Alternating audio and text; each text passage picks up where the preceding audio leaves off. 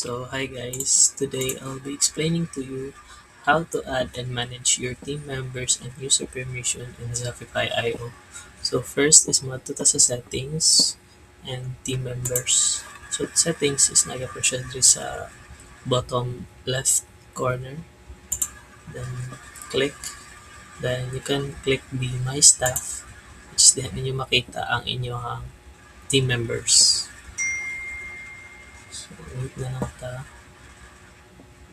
So here, so makita nimo diri ang inyong mga team members along with their user type or ilang roles.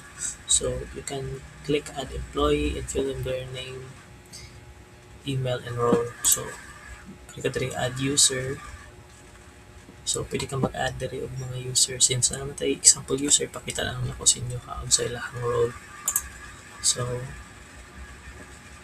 this is the user info. Also, assign permission based on what they need to access, admin, user, or custom. So, these are roles and permission. So, hindi na siya makita kung saan na siya admin or user. So, as you can see, once na ma-admin mo na siya, inana na naiyahang kuan. So, account admin na siya. So, mga na ilang role, pwede naman na sila ma-edit along with it. And team members will receive an email invitation to join the sub account. So once na mahimo nimo siyang account,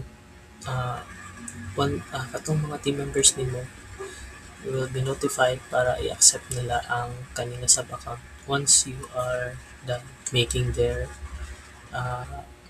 user account here in Zafify IO. And that will be all.